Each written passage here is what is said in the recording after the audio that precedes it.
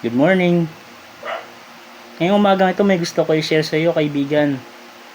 Alam ko marami tayong pinagdadaanan sa bawat araw ng buhay natin. At alam ko po na pwedeng sa mga sandaling ito, meron pagsubok sa iyong buhay na iyong hinaharap.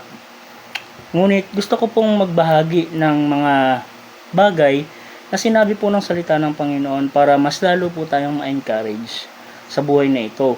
Lalong-lalo na po sa atin bilang mga Kristiyano. Alam ko po mahirap, pero marami po tayong bagay na dapat ipagpasalamat sa Diyos. Kagaya po nitong gusto ko pong ibahagi sa inyo. Ang sabi po sa Lamentations chapter 3, verse 21 hanggang 23, "This I recall to my mind, therefore have I hope.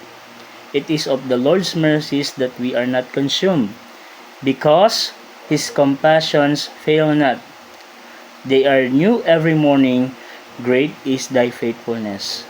Ang ganda po ng sinabi ng salita ng Panginoon, alam niyo po, sapagkat binabanggit po niya dito na marami tayong po pwedeng maging dahilan para mag-end na.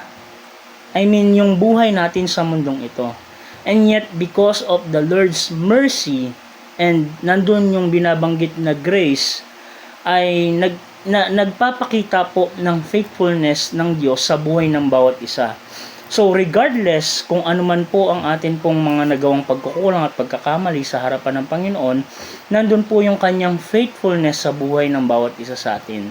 At ito po ang isa sa magandang ipagpasalamat natin. Bagamat marami ang pagsubok, maraming pwede tayong pinagdadaanan sa mga sandaling ito. Pero wag nating kalimutan na ang Diyos na nanatiling matapat sa buhay ho natin. At isa sa magandang plano ng Diyos kung bakit matapat po siya magpahanggang ngayon sa buhay natin ay yung tinatawag na pangako niya sa bawat isa. Alam niyo sa mga nagnanais po na maranasan patuloy ang kabutihan, ang habag, ang biyaya, pagmamahal at faithfulness ng Panginoon sa bawat isa, nagsisimula po ito sa pagkilala na tayo bilang mga tao ay walang magagawa sa buhay na ito kung wala ang Diyos.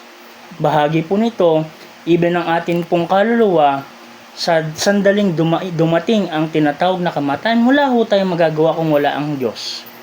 Salamat kasi po, kahit wala tayong magagawa, nandyan ang kamay ng Diyos na handa niyang iabot sa bawat isa sa atin.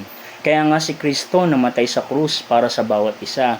Sinabi po ng Juan, Kabanata 3, talatang 16, gayon na lang ang pag-ibig ng Diyos sa sanlibutan, na ibinigay niya ang kanyang bugtong na anak upang ang sisinumang sa kanya ay sumampalataya ay huwag mapahamak, kundi magkaroon ng buhay na walang hanggan.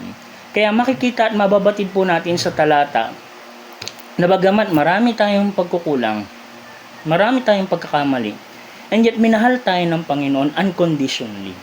Kaya kung gusto mo, kaibigan, na maranasan ang pag-ibig, ang habag at biyaya ng Diyos sa buhay mo, nais ng Diyos na tanggapin mo siya sa iyong puso at iyong buhay bilang Panginoon at tagapagligtas. Sa sandaling ito yung gusto kong ibahagi sa inyo. At sa oras na ito, kung nais mong tanggapin si Kristo sa iyong puso bilang Panginoon at tagapagligtas, sumunod ka sa panalangin na ito. Dakilang Diyos, salamat po sa iyong pag-ibig sa akin. Patawarin niyo po ako sa aking mga pagkakasala. Tinatanggap ko po kayo sa aking puso bilang Panginoon at tagapagligtas ng aking kaluluwa. Sa oras na ito, nais ko pong maranasan ang inyong habag, ang iyong biyaya, ang iyong pag-ibig at katapatan sa araw-araw ng buhay na ito. Salamat po sa iyong pag-ibig sa akin. Hinihingi ko po ang iyong gabay sa pangalan ni Jesus. Amen. Salamat po sa pakikinig at sa panonood ng video ito. At kung inyo pong nagustuhan ang video na ito, mangyari po, i-share nyo po ito sa mga kaibigan kakilala ninyo upang sila din po ay makaranas ng pagmamahal at biyaya ng Panginoon at katapatan ng Diyos sa buhay po nila. Maraming salamat. Good morning, kaibigan, at naway pagpalain ka ng Panginoon sa oras na ito. God bless you po.